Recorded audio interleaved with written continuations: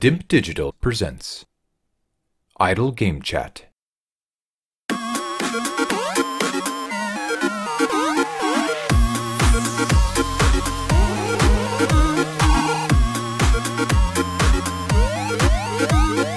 Hello, Apps here from DIMP Digital. Welcome to Idle Game Chat. This is the weekly video games podcast where we give our impressions of the games that you can play today and react to the latest news from the wonderful world of video games. We are here every Monday on your favourite podcast app and YouTube, absolutely free. This week, I'm joined by the one-time DIMP Digital Gaming Quiz champion. It's Pac-Man himself. It's Tom Adcock. How's it going? I'm good, thanks, mate. Not bad. Bloody hot up in this room now, I tell you. Temperatures have increased in these parts, as we was talking about offline. 2 weeks ago was knee-deep in snow, and now we're getting this. Is this, we'll get a little bit political, kick things off nice and light, is this global warming happening, or is it just crazy British weather at its best? Climate change, innit? You can't say global warming anymore. Oh, can you not? Nah, because it gets colder sometimes. Like Russia are really cold, and they're like, "Well, look, it's fine, it's cold."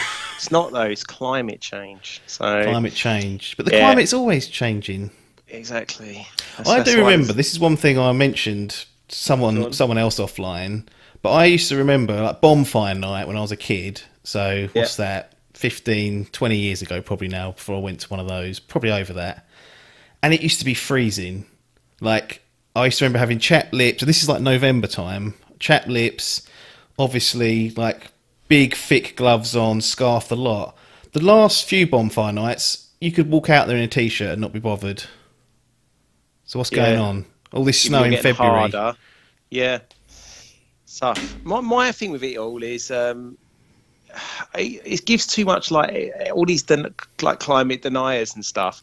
We're giving them a lot of sort of fuel in the, like, I remember when I was a kid, it was like the ozone layer, like there was a hole in it and that was like really like bad. I haven't heard mention of that for a while. So what's happened there? Has someone been to B&Q and sorted that out? Yeah, patched it and up, like mate. Aerosols, they were damaging the planet. They were. And now no one cares now. Link's going mental. No. So, and then also it's always like, that's it. If we don't change now, like now, it's too late. And then we don't change and then they move the goalposts. So... I'm on board, but make your mind up. Tell me what to do. What needs doing, really? Yeah. Okay? Stop changing your minds. Yeah. People poke holes in it. Anyway, that's enough for you. The Daily DIMP political outline. I don't even know if that stuff's considered political now. Surely it's just environmental. I don't know. Everything's politics. Not in my household. Packed show today. So for those that are or were expecting...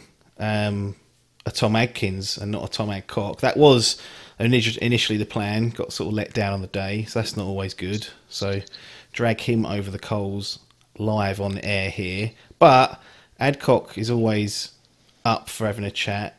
He's got his finger on the pulse. He's seen some of the topics we're going to talk about, and importantly, which I think helps, he hasn't played one of the mainstay impressions I'm going to give today, and I think that adds to just digging into exactly what the game's about and forces me to give more details than perhaps I normally would, because I'd assume that, you know, if I was talking to Adkins and he had played it, you kind of just leave things that are unsaid. So we will get into the show, but patreon.com/idle game chat is the place for you guys to go if you want to financially support this podcast and the wider DIMP Digital community and team. Amazon Prime, also an option if you're on Twitch, twitch.tv/DIMP Digital. If you've got that Amazon Prime, link it up to your Twitch. You get a free Prime subscription, and at one click of a button, you can subscribe to the channel. Give us, I think it's about £2 a month. Better than nothing, isn't it? Well, I was expecting a response there, Adcock, but clearly nothing's better to you. £2. Mate, I've done it. I've got some people to sign up. I told you, they're into it. They're loving it. They're like, well, Netflix, sort of tenner a month. I'm saying you can get DIMP for £2 a month. The sort of level of content is, you know, it's miles ahead, as you know. Yeah, changing the game. If I said to you Outriders, what would you say back? Yeah, never heard of it, mate. That's what I say. Well, that's good. So Outriders released a demo this past week, which is always appreciated with games like this. It is developed by the guys, I better get this right because I've got it wrong so many times, People Can Fly. So they've done a few projects previously. Probably the most notable ones would be Gears of War Judgment. They helped with the Bulletstorm full clip edition and other bits and pieces. But Square Enix are publishing this third-person action RPG. Okay, so that hopefully paints a reasonable picture in your head. And they released a demo. They said there's about 3 hours of content in there. Adkins and I both played it. Took us 5.5 hours between it, or not between us, for both of us. So probably a little bit more content than 3 hours. So there's a fair amount in there. It's basically the whole opening of the game plus like the first sort of major story chapter, I guess. So that's probably about 6 quests and 3 or 4 side quests. If we choose to go off and purchase the game, our progress will carry over as well. So I always quite like that when there's like this is basically designed to be like a looter shooter, basically, ACOG. So gear scores, all that is all coming into play here. And if you're going to pump 5 hours into a demo they've released, I think it's always good when they give you the option to carry over your progress. So that's a positive for people that are playing it or plan to play it. Another thing, cross-play out of the gate.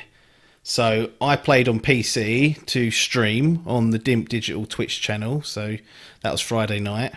And Adkins was playing on Xbox Series X. And we could play together. So that's always good. Nice. Always Another good, yeah. Thing. 4 classes to try out. So there's a Devastator, a Pyromancer, which is what I chose, a Technomancer and a Trickster. All have... Basically, you've got a close range, medium range, long range, and then the Trickster's kind of like a close range, but you can kind of teleport and use time and space-time to your advantage. That's a bit more of a slightly different class. Okay. You can choose all 4 of these. In the opening, there's an opening prologue, which is about an hour long, and you don't choose your character's class until after that. Another good thing with the demo, once you've done that once, if you want to try one of the other 3 classes, you can just skip straight to that point with the new class. So you haven't got to go through the guff. Hang on, so what happens in that first bit, though? Do you get a little taste of each one, or he just puts you in as... No. Well, go on. This is the other thing. Outriders, I was shocked at how much story was in it. Like, you know, like Destiny and The Division and games like that, they don't typically put a great deal of time into their story. And I'm not saying this is very good necessarily, but they spend a lot of time in that opening prologue setting the scene. And essentially what's happened is, we was talking about climate change earlier. It may well have been that, but Earth's in the shitter. So that's fucked. Everyone's who could is up sticks, got in the old spaceships, gone to Mars or whatever they're doing now in NASA. Musk's loving it. He's like, yep, SpaceX or whatever it is, that's up and running. So that's taking people off.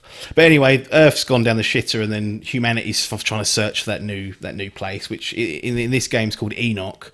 So you land on this new planet. You're one of the first people to go and land on it. Okay. And it's a beautiful place, like lovely green landscapes, rolling hills, forests, lush, beautiful wildlife roaming around. And I was like, this is not what I was expecting of this game, because everything I'd seen up until that point looked really grimy and horrible, and I thought, wow, they've really surprised me here.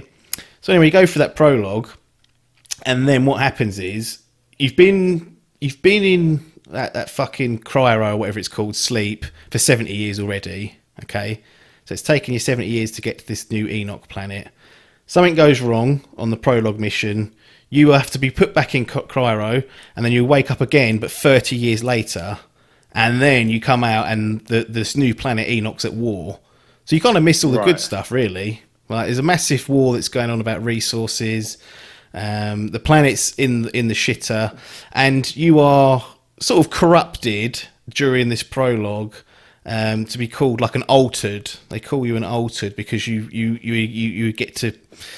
a chance at using these new skills, these pyromancer skills, the technomancer, the devastator. So you've been touched by some, scientific or, UFO type fucking garbage, and that's what gives you your powers in the game. So it's not just run and gun. You've got several powers at your disposal that you can use that are of the science fiction realm. So yeah, you come back out of Cryo again. This time, 30 years later, the Enoch's in the shitter, so that lovely green planet's gone, and then you're off to the races. Really, suss out what's happened. You kind of meet people that you'd landed with initially, and they give you the backstory about what happened. Standard stuff like humans just couldn't get along, something went wrong, resources become scarce, and everyone started killing each other. So that's sort of the level of story there. But that was all packed into this little demo, which I was quite surprised at. And one of the things I appreciated as a bit of a story man is when you go and speak to someone to get a quest, it would often bring up 2 or 3 other choices where you could ask them questions about their backstory, about what's happened, or about the quest at hand. So I enjoyed having that ability to kind of dig into people and find out about their stories, because normally in these games you go and get the quest, they tell you what to do, and then you're off running. So I appreciated that, but I just can't shake the feeling that I would have preferred playing these 5 hours in that sort of beautiful lush green forest Enoch that I originally landed in. And then unfortunately you only get about an hour of that, and then the game's sort of like it's like Gears of War. Like, you can tell there's some influence there from the Judgment team. Like, it's a shithole, so no longer is it uplifting. But yeah, so that's kind of like the setup for it. Any initial questions before I dive into gameplay and other bits and pieces? Yeah, I mean, they're probably going to lead on to that, to be honest. But so these are not my go-to games, so I know very little. No, but what I know of, like, your Destinies, Division, Anthems, even, they can be played single player, but you're kind of encouraged to play multiplayer. Yep. So first question would be around that, and then really, I guess, what is the gameplay loop? Because you're telling me it's an action RPG, which makes me think of those aforementioned games. Yeah. But then I can't see how how that works into the Gears kind of mechanic, if you know what I mean, like pure action, essentially clearing out a room, moving on. So yeah, if you could, I guess, go into that a bit more, please. Yeah, so the multiplayer element's definitely there. Like, it encourages you from the beginning to play with people, either friends or to matchmake with others. Obviously a complete choice, and it's one of those weird games, like you said, the Division and Destiny do this as well, where you will all bundle into a room as you three of you and your party or whatever it is, and in the cutscenes it's only you. Like, it still does that weird thing, which none of these games seem to have to get around, is why is there 3 people suddenly disappearing into one? And they're like, oh, you're the only one of this type. And you're like, well, hang on, I've got 2 others behind me. So there's a little inconsistency there, but it's designed around multiplayer, which is why I guess the cross-play's there at the gate to help adoption rates and whatnot. And there was actually a side quest I was doing that I struggled with really badly. Like, it was the final bit, and the checkpoints are really good. Like, literally starting right outside the door, it loaded nice and quick, but I just couldn't beat this guy. I could not kill him. All these little minions would respawn after half health, and they would give me problems. Then he would fire out this bloody flame tornado that'd follow you around, and I just kept dying. I was being pretty poor sometimes, but other times I felt this was too hard. And then I moved it down a level just to get that done. Went back with Adkins later on 2 levels up, so I'd sort of gone up another level by then, and we pissed him. We literally cut his cock off and taught him a lesson. So I feel like some parts of the game are designed around a co-op element just for that reason. And there was another quest in the game where I was thinking, if he was just focusing on me, this would be really hard. But just having one other person for the enemies to focus on is a massive help, because you die really quickly. Like, your health just melts away if you're stood out of cover getting shot and whatnot. And then coming on to the mechanics, how does a Gears game kind of... It's a cover shooter, really. So it doesn't feel... I think this is where people might misunderstand when I say Gears. The world feels like Gears, in like it's a shithole, and you go into cover. You have like big machine guns and whatnot, but you feel a lot lighter in this. You know, a lot more flimsy, I would say. Yeah. A lot more nimble in some cases, because at certain points it's clear that Outriders wants you to kind of be on the move and be aggressive, because the only way that you can heal, or the primary way you can heal, is by killing enemies.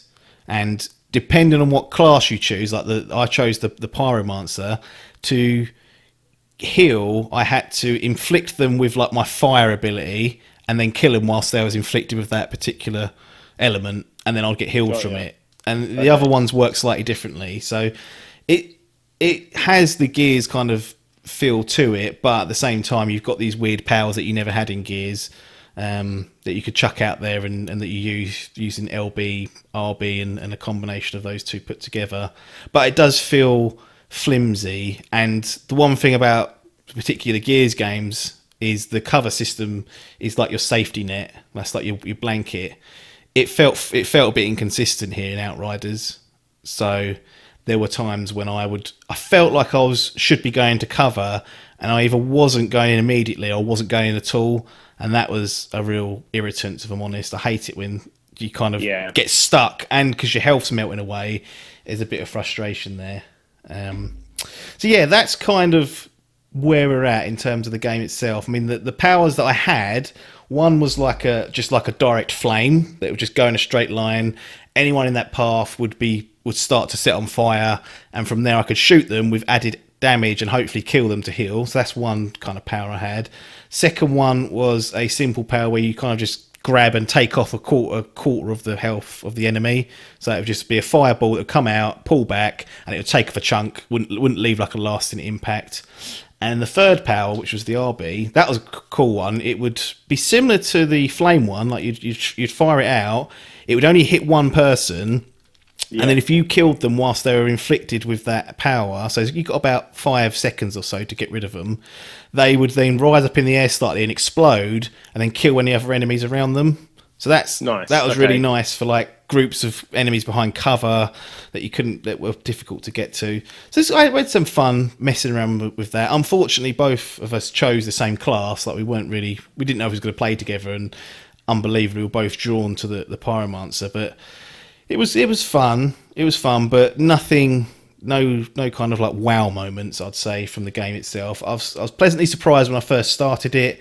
As I started falling into like the loop of the game, which is, you know, quests, go from A to B, kill everything on your way, kill something, get some gear at the end. It kind of felt a lot more familiar, and I was a bit like, this is not as, you know, it's not as interesting as I first thought it was.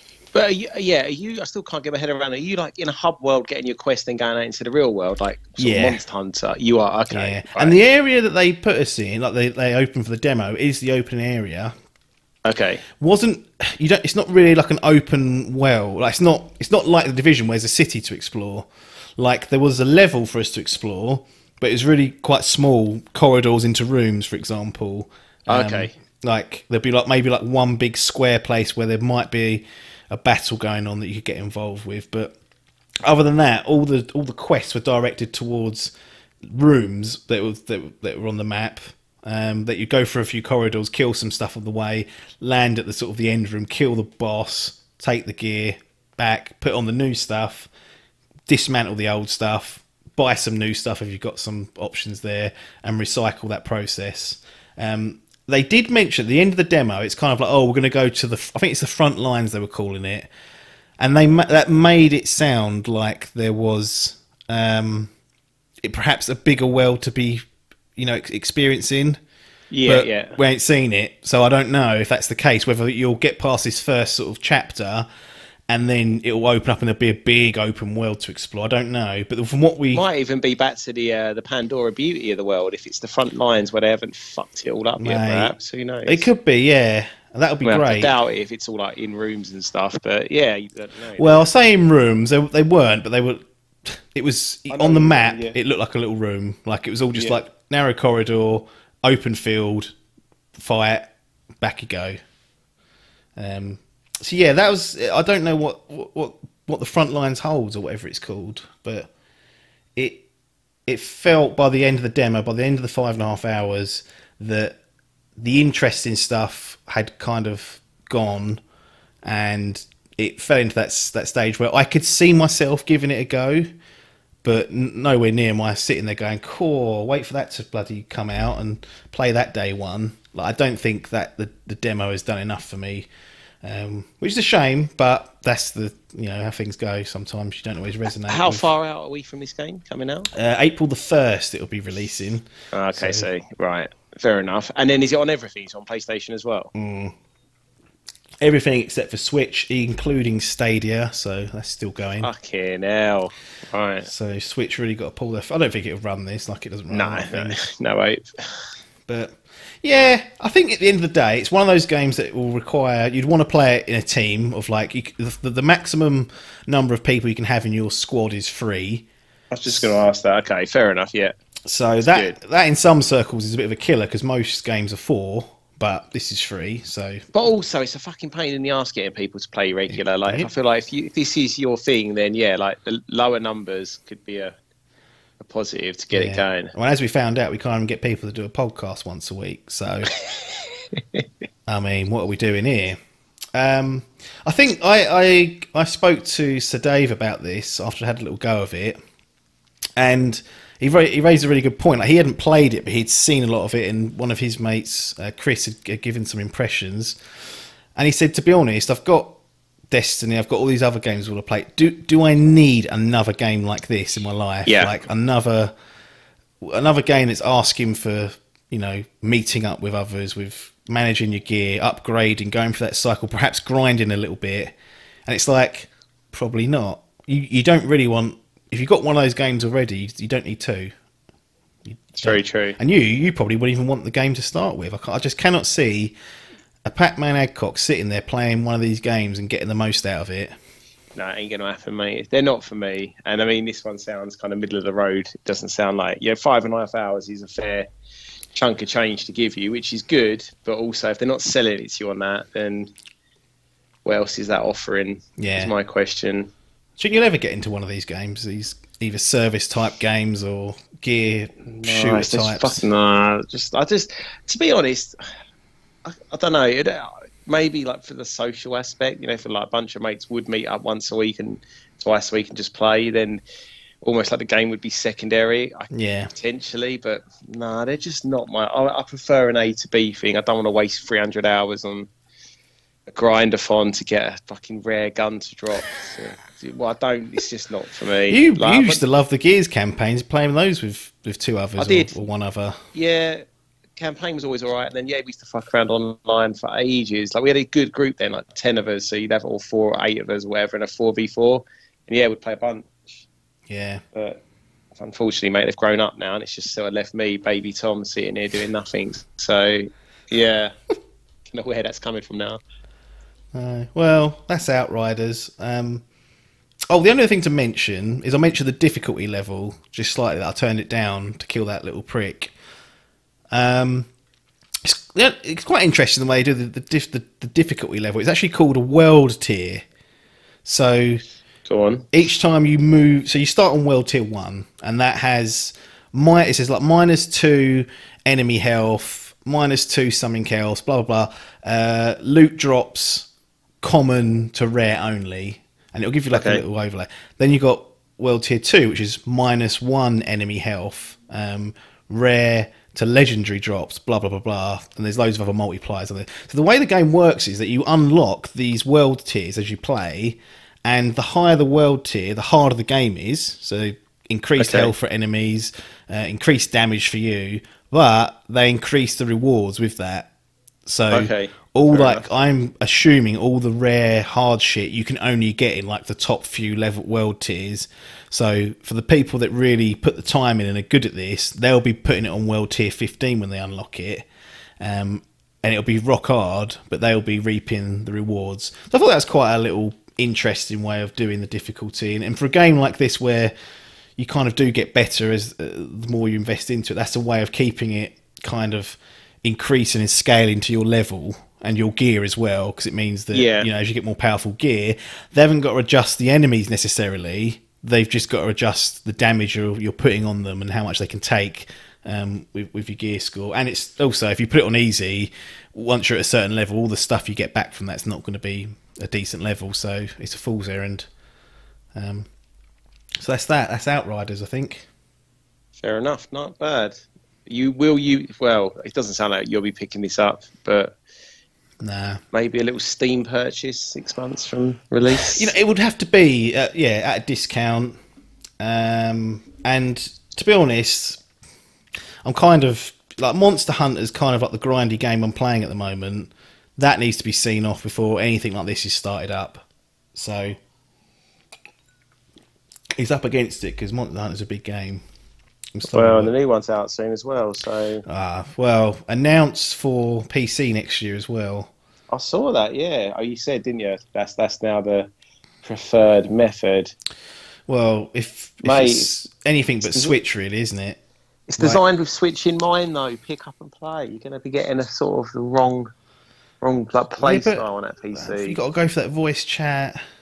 Right. I mean, yeah, it's got to have voice. Surely it's got to have voice. No, they're going to make you use that app. I've only played once. It was the one for 3DS. No, well, yeah, I did have that one actually, but I had one on the Wii. I think it was the Wii. And I basically remember we had to have like a group chat on our phones to talk to each other. It was a fucking disaster. It was. It's a hard game as well. You need to coordinate that. Fucking hard, yeah. Yeah, but there you go. Right. Fresh off the heels of the Nintendo Direct from last week, PlayStation and Sony put together a state of play. Half an hour this one, so 20 minutes shaved off what we had for Nintendo.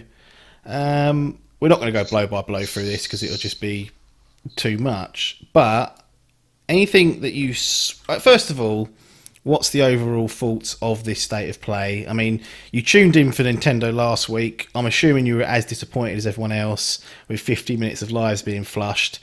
They asked for less time here, but did they provide enough to keep you interested and keep you looking for something over the next course of the few months with Sony and co?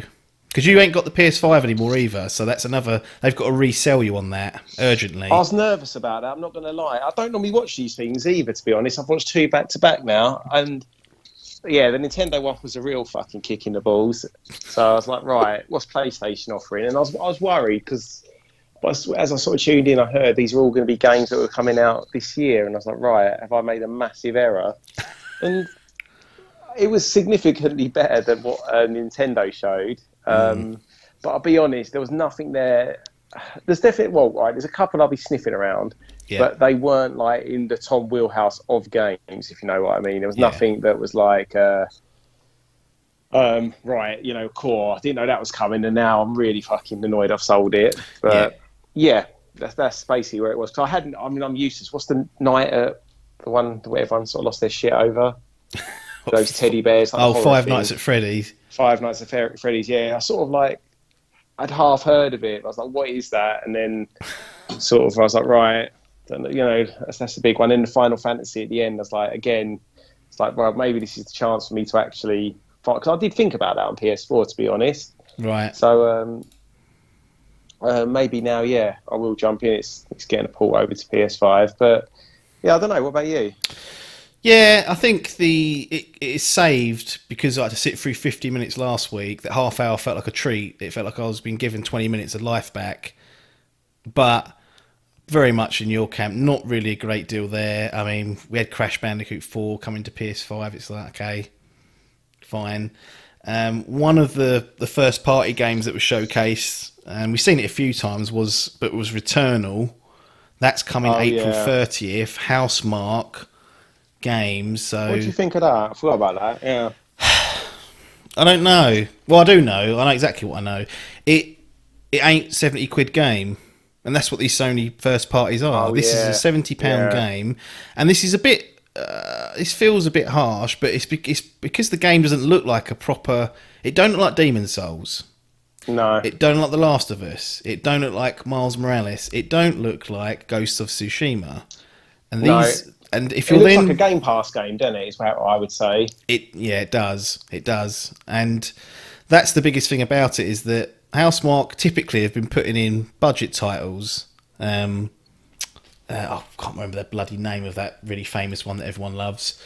But the games that they've been putting out, you know, in history have been budget games, not selling at full price.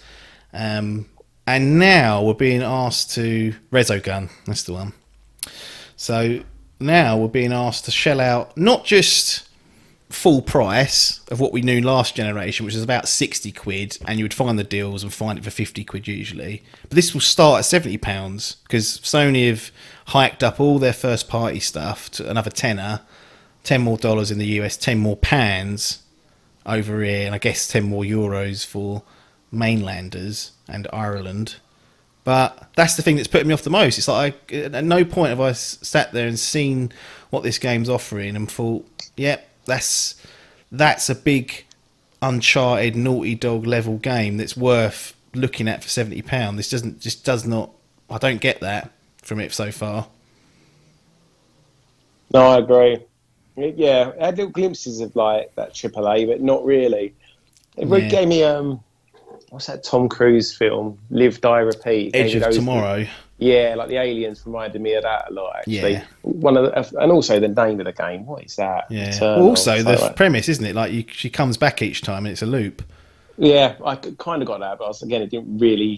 Do you know what I didn't like on this State of Play? Yep. Just like letting the devs like do the sort of voiceover. I was like, I was like, just sell it as a trailer. Like, just give me that sort of 3 minutes, like overall, rather than them just sort of rattling on, telling me about the adventure. I didn't like it. I don't know if that's what they do all the time. I was like, get him off. They do a bit of both, I think.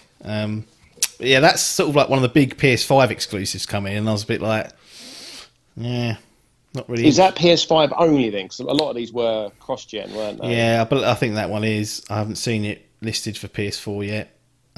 Nothing on there shows me that it couldn't run on that, but yeah, 70 quid's a lot for a game. And Housemarque, as good as they have been with their previous games, they haven't done anything on that level. It's not The Last of Us. If it's a Naughty Dog game, I probably wouldn't even question it. But it ain't. So that's going to have to wait for a sale and reviews possibly. So I say the other one I did like was that. Hang on, let me just Google it quick. Say something interesting. Oh, there it is. Kena, Bridge of Spirits. Yes. Yeah. I thought that looked decent, actually. That was up in my wheelhouse a bit. Yeah, that looks interesting. That's on PS4 as well. So for those, I think it will come to PC or is coming to PC. But that's lurking.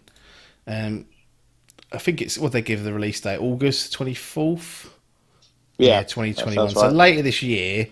So not getting it till much later. You will hopefully, I guess, for your perspective, have a PS5 by then because you'll want to be playing that Resident Evil 8 where possible that's the dream, on a top machine. But yeah, that's when I first saw it, I liked the look of it. I kind of didn't really know what I was looking at for this bit of the reveal. Yeah, I'm not sure about that one, in all honesty. I think it's got a chance, but I just got a feeling it's obviously resonating with certain people because you're not the only person to say that.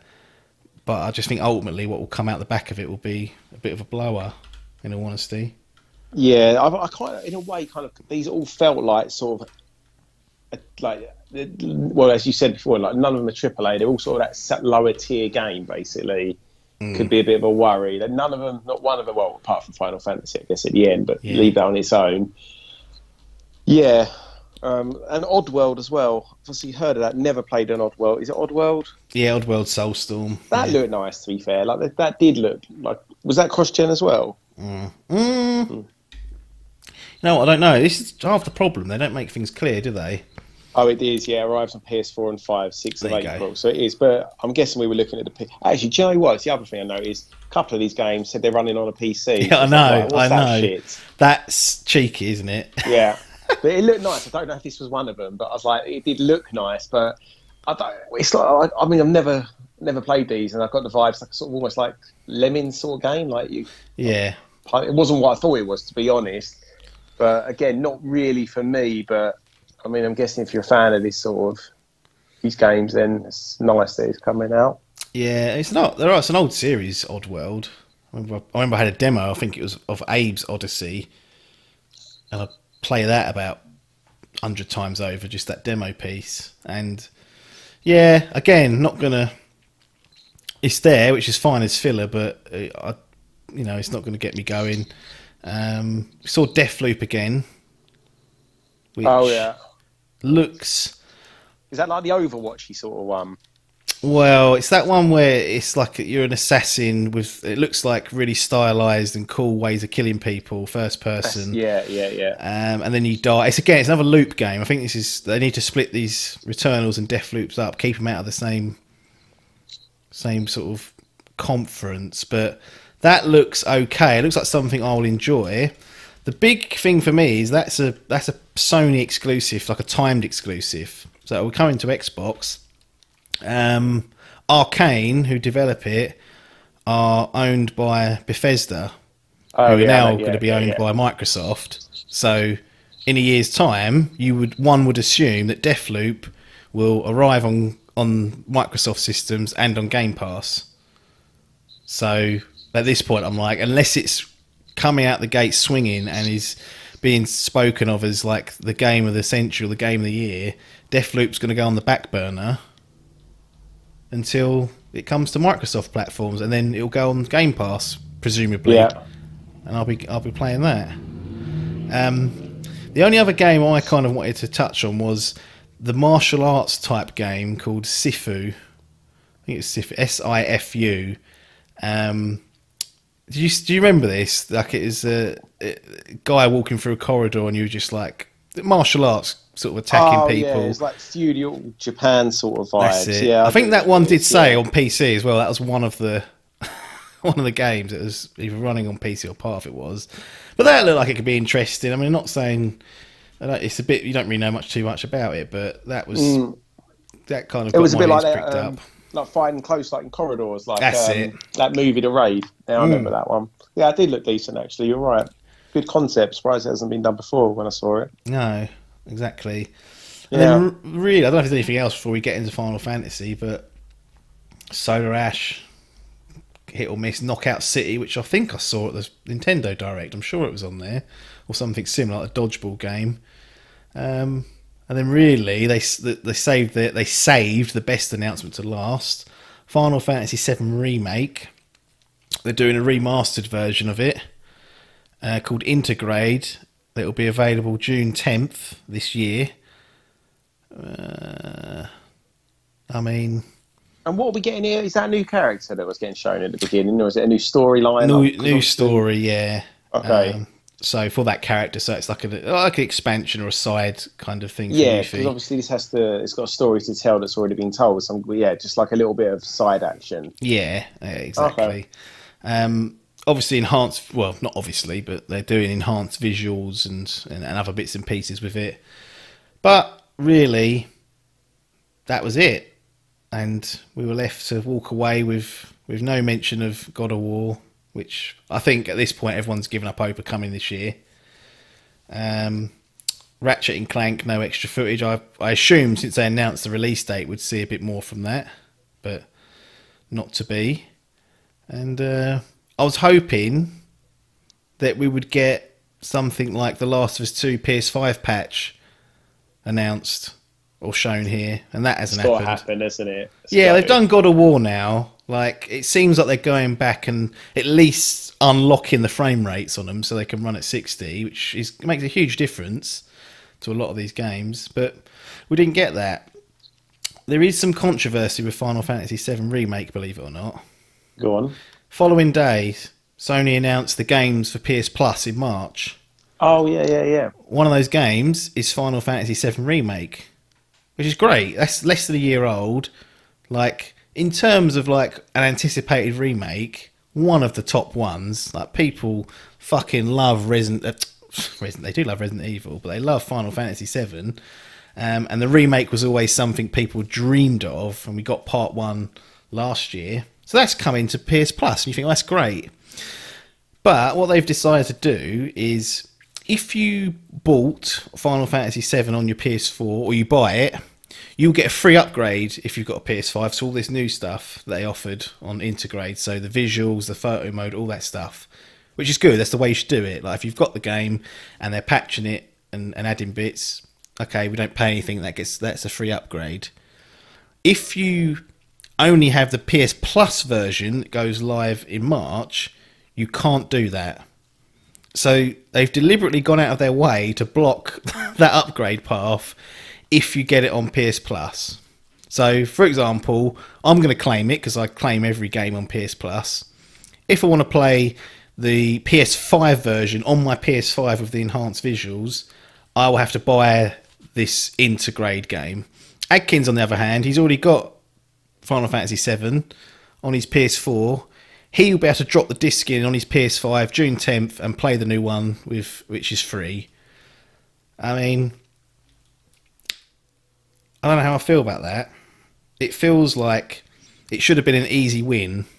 Like, this should have been good news, shouldn't it? Final Fantasy VII, freebie, PlayStation Plus.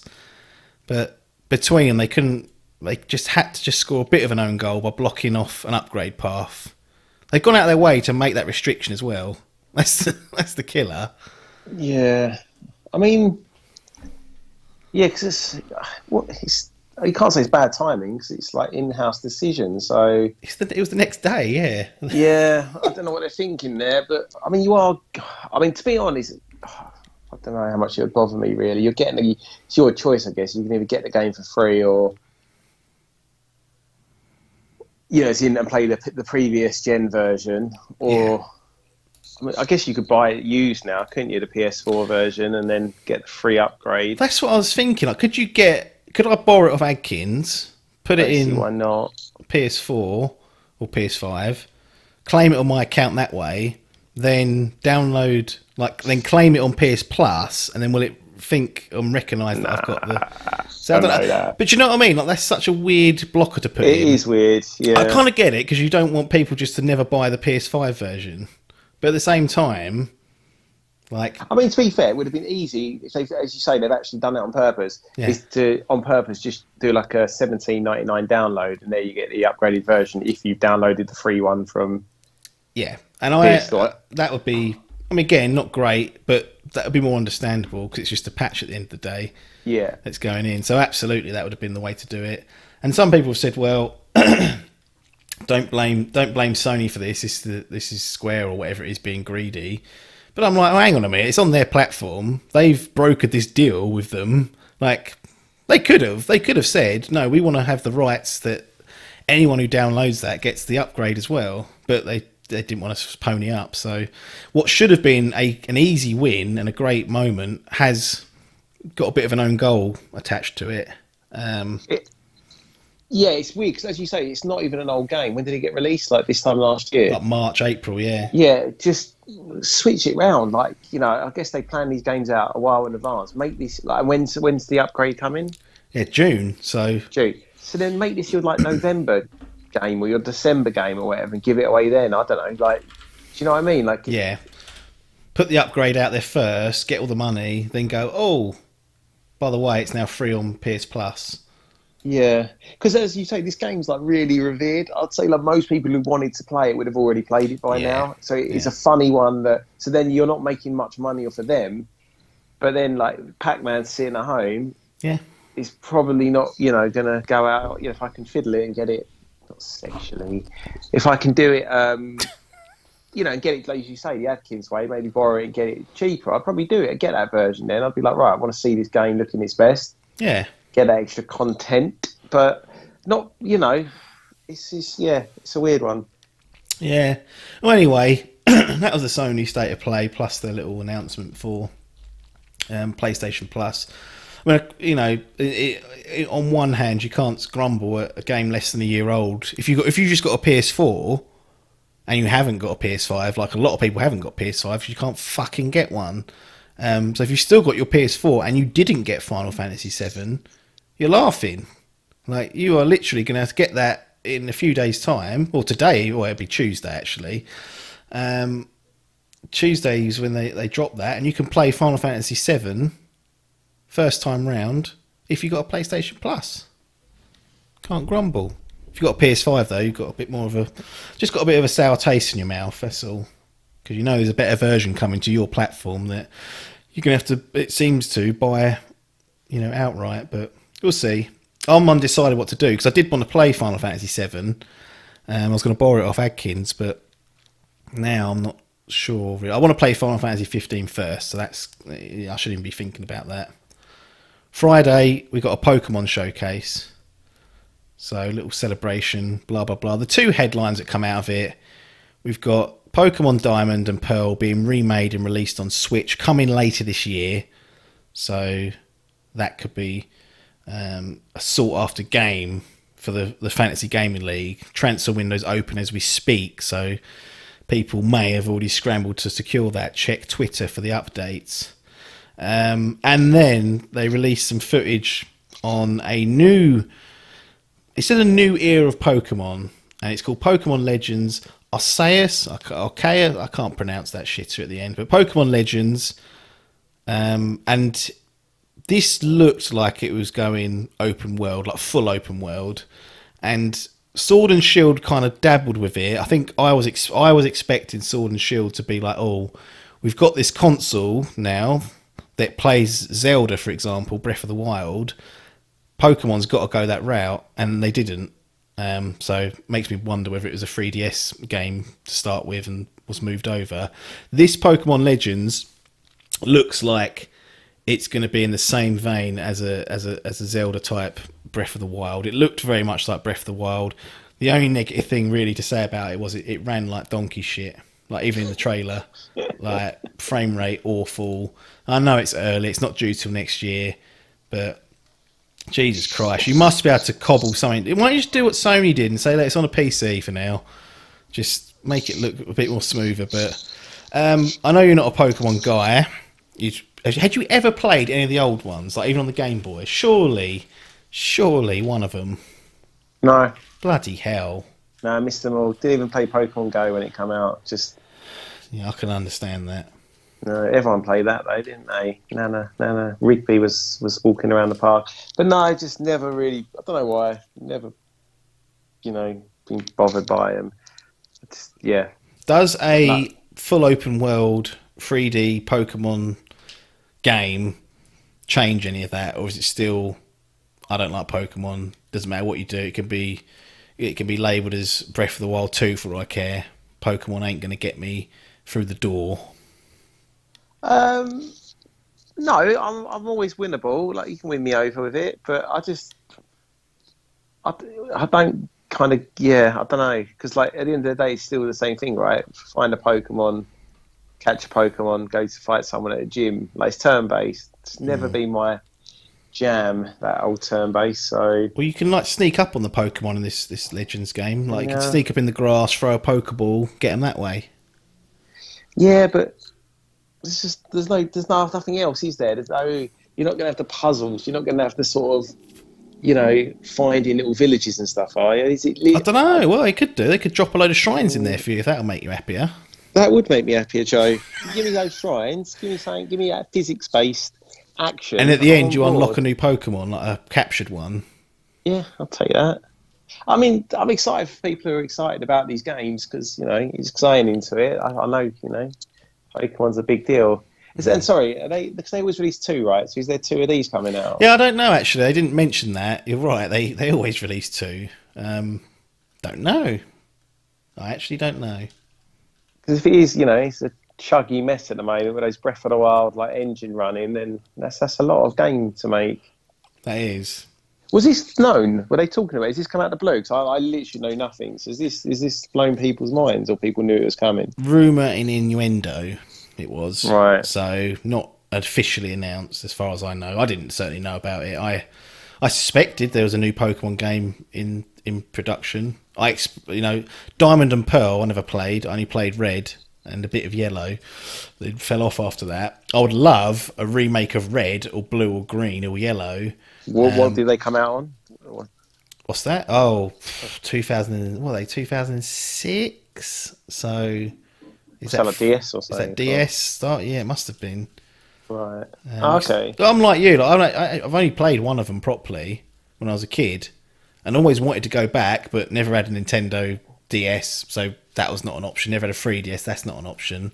Only when the Switch arrived did I think, oh, I'll get Pokemon Sword and Shield. This is going to be like a big upgrade, and it wasn't. So I left it. But if they did a proper remake of Red, Green, Blue, or Yellow, I would go back and play that. And I know what people are saying. They're saying, oh, you've already had that. Pokemon Let's Go Pikachu or whatever it was, and Let's Go Eevee. And I was like, no, because that wasn't Pokemon. You were just tossing balls at their heads and feeding them fruit. Like, you weren't fighting them to capture them. That is not... They bastardised the originals by doing it that way. I want the original remade in the same vein they've done with Pearl and Diamond, where they ain't fiddling with stuff. They ain't fiddling over the lore. But that's not going to happen, because we got Let's Go fucking Eevee and that other prick. So Pokemon Legends marks a... It looks like, and again, we will never know until the game comes out, an intended kind of departure from the formula, and maybe listening to what people have been saying. Like, we want this great franchise. It is beloved and revered across, you know, people, and especially the Nintendo fans. But we want a full blown open world style, not what you've been giving us as of late. And this looks like it's going to be that. I withhold judgment, because you never know. It could be like a 5-hour spin-off. Who knows? Imagine that. It's just a great plateau, but in Pokemon form. Like, you get off that, and it's like Bowser's Fury. Yeah. So it looks like they're doing the thing that people are asking for. Still got major concerns about the Switch hardware, because it was chugging, but that could just be old code or whatever. Hey, Switch Pro inbound, finally. Here we go. I need to. I want that. It would seem stupid to buy one, because I've not played the normal Switch for so long, but I feel like I need something like that to get me back into it. Hardware revision. It's probably going to be a waste of money for me, but that's what happens in life. So, sitting there with 4K tablets, loving it. That's it. They will not be. Imagine that 4K Nintendo. That will never happen, will it? That will never bloody happen. Well, that's it from me. So, unless there's anything else on Pokemon or any other bits and pieces you wanted from State of Play or Outriders. Not really. They just, Nintendo do baffle me. You know, it's like you got the console now. It's got 2 Splatoon games, 2 Pokemon games, but yeah, where's your Metroid? And even got its own Mario Kart. Yeah, it's still got all those Wii U games still porting across. Where's the Metroid Prime trilogy? They're weird. I said this to someone recently. I was like, I thought once they got rid of like the 3DS and stuff, and you know, you've got all those teams now dedicated to one sort of console, you'd expect their output to be that much greater, but it doesn't feel like it. And it's still, you know, the games they choose to make, they just don't listen to anyone. They do whatever the fuck they want. It's strange. I mean, no, this is listening to people, bizarrely, and that's even weirder. So, well, the thing is, I don't know the exact relationship between Nintendo and like the Pokemon group, but again, it's his own deal, isn't it? It is, but I think Nintendo owns there's obviously an agreement or something in place, because otherwise the Pokemon group would be fools not to ask Game Freak to develop a game for PS5, PC, Xbox, and just make untold, you know, amounts of money. So I can't remember what the exact relationship is, but Nintendo are lucky that they've got them in their pocket, because they don't half bring some fucking money in with all the stuff that they release on their consoles. And yeah, it always seems a bit crazy that you've got that relationship in place, and you know, it's not gonna land on a PC. Imagine like a full blown PC version of a Pokemon game. People would be losing their shit, but yeah, not gonna happen, I'm afraid. Well, let's close this down then. No point dragging it out any longer. Thanks to you guys if you got to the end of this and are still listening or watching on YouTube. Like, we know there's a crowd who prefer that, so thank you for that. We'll be back next Monday. Hopefully Mr. Adkins will sort his schedule out and be here. If not, got Adcock, got Hall, got Paper, got all sorts of people that can come in. Loads of stuff for people to talk about. Loads of games being played, all different ones. So we will get back to some hardcore gaming impressions for the full podcast. I've got Return of the Obra Dinn to be talking about. Adcock, Pac-Man, he's got Mario Maker 2 that he's loving. He's got the medium that he played and may have binned off or may not have binned off. He'll have to find out and tune in a future episode. One thing I do know, though, is the Fantasy Gaming League transfer window is open. So, huge opportunity for everyone involved. Oh, better let them know. Chapper's no longer captain of Weatherwax's Warriors. He has stepped down from that and the entire DIMP team. So Adcock, Hall and Paper are running it themselves against Biff. So it's going to be interesting with no kind of leader to lay down the law and make the choices. So Chappers is not part of that anymore, and he's not part of the wider sort of DIMP team, so we wish him well in his future endeavours. Biff, if he loses to this Weatherwax's Warriors Democracy team, he will vacate the championship next year, so it'll be vacant, and then the top two people from the Grand Prix will battle it out. So that's how that's going to work. If Biff wins, obviously he'll just defend it next year. But Adcock, you're part of this new venture, this new freeway, equal input, decision-making team. Paper and Hall, not the best of friends, don't seem to get on. You're kind of stuck in the middle with these two maniacs. Yeah, it's a democracy at the moment, but you've got the tyrant Paper sort of underhandedly trying to win back power, I feel. So see what happens there. Yeah. Well, the transfer window's open. Check Twitter account at DIMP Digital for any of the transfers that are going through that people are requesting. Quite a few announcements that have come out that are going to get people stirred up, and games been delayed and whatnot. So it's always worthwhile checking our socials to see how that is going. But that's it now. Nothing more for us to say apart from thanks for your time and ta-da.